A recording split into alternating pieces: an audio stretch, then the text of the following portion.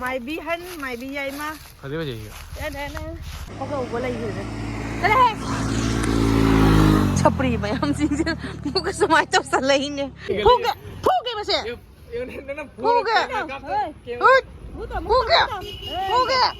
चप्पके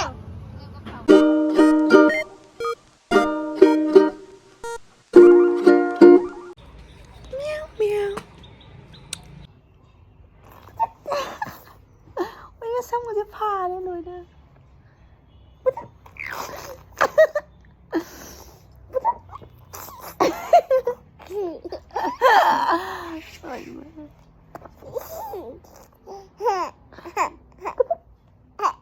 bye bye hi ma'am bye bye hi bye bye sige tập hi bye bye hay vẫn nó rồi đấy hết. Hello everyone, welcome back to my channel. Introduction pi với câu thủ đấy bây giờ có ado hojik se khoi saksa baloi dana nun thini ore ba ko nin je kainom cha se na khoi mam ji phone tong na re phone tor ga ji adum highway son da chatlu ra si ado chatla kai kai no khra mimi sinju a chapot kai kai no khra pur chatla ga adum chaw ra sin hainari khang ji do chatla di mam da su chara ke khoi kai kai chatoi no hai do ado yang ne si ko mam na si gi blog se yam sang na badi namare matek kha khoi sapai matek to dum namakani ado dum yeng mina rasi amna si khoi mini picnic jat ke tawri evening snacks cha bagi ha hune ja ho de se sonon tho se ai nang na kho ai cha na kai no ne ai na kho kai ne mai ja okay jari se maya gi phi ne khoi gi phi latte te yo le ma'am khoi khoi thok le do mi ama ngai ba je wa se le la ko ko lai ni chale छपरी मयाम सिंह मुक समाय तो सलई ने ओना ये चली highway show ने को टी गार्डन याम ले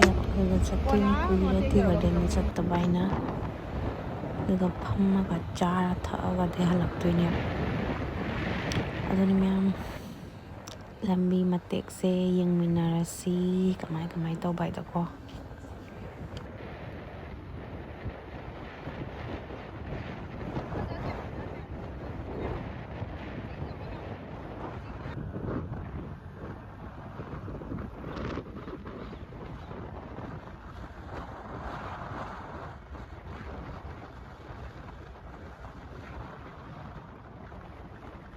ओइ मारे मैम से फजद्रेम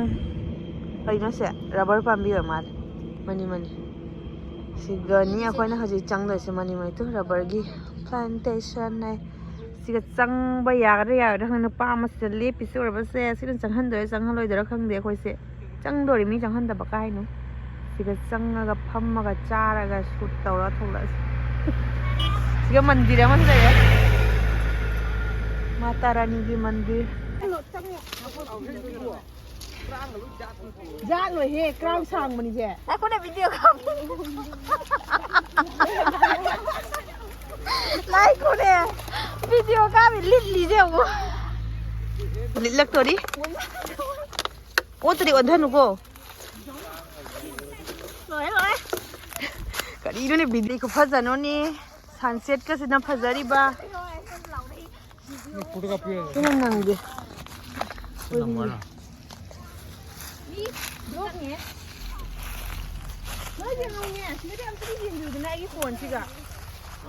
mày bi chứ nhỉ mày bi tuan mày bi hân mày bi yayi ma khade bजे đây thằng cái thằng đấy liều thêm nó này kìa thằng cái nào này hanu ये cái hanu chứ pro chả ना हमारे गली से वो का है फंसे को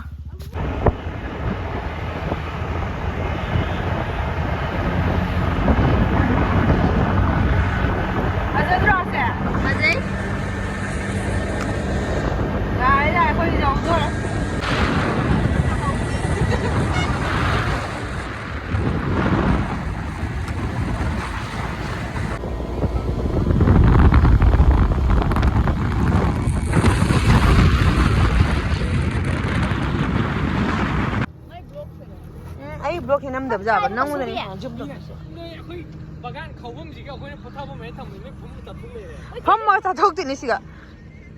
ꯀꯨꯏꯔꯦ ꯀꯣꯏꯗꯕꯗꯨꯅ ꯑꯩꯈꯣꯏ ꯃꯌꯥꯝꯁꯦ ꯀꯣꯏꯅꯩꯅꯦꯕꯀꯣ ꯇꯤ ꯒꯥꯔꯗꯦꯟ ꯆꯠꯂꯨꯁꯤ ꯍꯥꯏꯅ ꯑꯁꯪꯕꯁꯤꯒ ꯐ꯭ꯔꯦꯁ ꯑꯣꯏꯅ ꯃꯌꯥꯝ ꯁꯤꯂꯣꯡꯃꯛ ꯆꯠꯄ ꯐꯪꯗ꯭ꯔꯒꯁꯨ ꯁ꯭ꯋꯥꯏꯗꯁꯨ ꯀꯔꯤ ꯃꯤꯅ ꯑꯗꯨꯃꯥꯏꯅ ꯁꯤꯂꯣꯡꯒ ꯇꯤ ꯒꯥꯔꯗꯦꯟ ꯂꯩꯕ꯭ꯔꯣ ꯅꯪ ꯊꯨꯕꯪ ꯁꯤ ꯇꯧꯔꯒꯦ ꯃꯌꯥꯝ ꯐꯣꯇꯣ ꯀꯥꯞꯀꯗꯕ ꯀꯥꯞꯄꯦ ꯐꯖꯅ ꯄꯨꯛꯀꯁꯦ ꯊꯤꯜꯂꯦ ꯑꯣꯏꯃ ꯆꯥꯅꯕꯁꯦ ꯁꯤꯡꯖꯨ ꯂꯩꯔꯦ ꯑꯩꯈꯣꯏ ꯃꯉꯥꯏꯔꯦ ꯐꯖꯔꯤꯁꯦ ꯏꯁ ꯌꯥꯏ ꯌꯥꯝ ꯎꯠꯄ ꯆꯠꯂꯦ ꯍꯧꯖꯤꯛ ꯂꯣꯟ ꯍꯥꯏꯗꯣ 인스타그램 강의가 때 파이에 짜자대 아니면 그 진주 짜대 미 말잖아 마이제 마이 타이밍 루피 아마가 레이버네바 타이밍 레이테 마기 하이라까니 모이나 토켄 까암다이다 타이밍도 타이밍도 라와이나 ꯅꯪ एनी टाइम चलागा टोकन को जाना मोबाइल नंबर लइए मुदा 이봐 फोन 또 टोकन को जाना 자반 에이 폰 또 폰 또 이시 짜이 너 오이 좀 트라이 더 그 짜라가 10 days 무 짜라가 있까나예 하다 자 뭐래 아니 헐 아이디 5 days 나 와치지 장난 짰어요 짜sam게 다 그냥 타가 파우데네 파면은 뿌라 트레로야 이제 딱 땅바니 레호리베 우린 gem도 좀 먹대 반전은 디사인이 낭소 맛있게 놀아 거기 배티 오이 자 짜로 한도로 할매도 탈게 아침바 해 준비되세요 네 오늘이 라커고 야 응 하나 더 야가래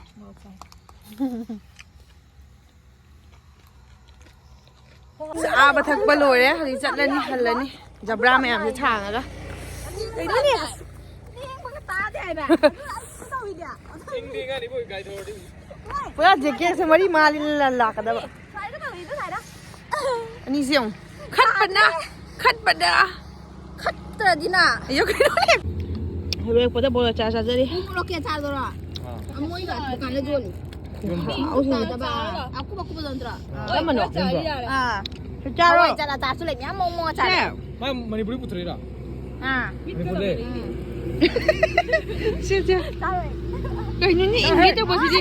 ꯄꯨꯔꯥ ꯕꯤꯖꯠ ꯇꯧꯏꯅꯦ ꯑꯩꯉꯣꯟꯗ ꯊꯨꯠ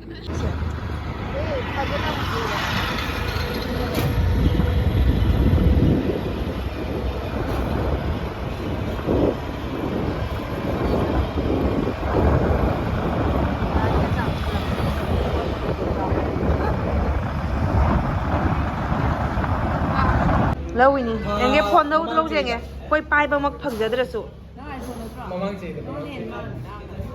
ꯑꯩꯈꯣꯏꯁꯤ ꯂꯩꯒꯅꯤ ꯃꯊꯪꯁꯦ ꯄꯤꯔꯛꯈꯤꯗ꯭ꯔꯦ ꯑꯣꯏꯗꯕꯁꯤꯡꯗꯨꯅ ꯉꯥꯏꯕ ꯋꯥꯠꯁꯜꯂꯦ ꯍꯣꯏ ꯑꯣꯏ ꯕꯤꯅꯥꯒꯤ ꯃꯁꯨ ꯁꯣꯅꯧ ꯂꯧ ꯁꯦ ꯕ꯭ꯂꯔ ꯇꯧꯍꯟꯕꯗ ꯁꯣꯅ ꯁꯦ ꯉꯥꯋꯥꯏꯒ ꯁꯥꯎꯔꯦ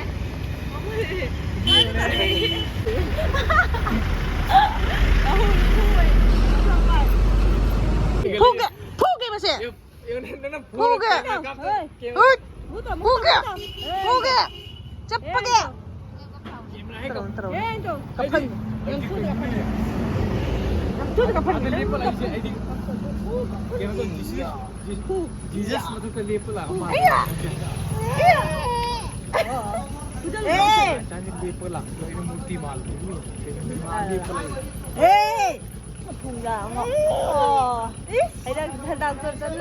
ꯌꯨꯝꯗꯁꯨ ꯆꯪꯉꯦ ꯍꯧꯖꯤꯛ ꯐ꯭ꯔꯦꯁ ꯑꯣꯏꯅꯁꯨ ꯂꯣꯏꯔꯦ ꯍꯧꯖꯤꯛ ꯃꯌꯥꯝ ꯇꯨꯝꯃꯅꯤ ꯉꯁꯤꯒꯤ ꯕ꯭ꯂꯣꯒꯁꯤꯗꯤ ꯁ꯭ꯋꯥꯏꯗ ꯁꯨꯝ ꯂꯣꯏꯁꯤꯜꯂꯒꯦ ꯒꯨꯗ ꯅꯥꯏꯠ ꯕꯥꯏ ꯕꯥꯏ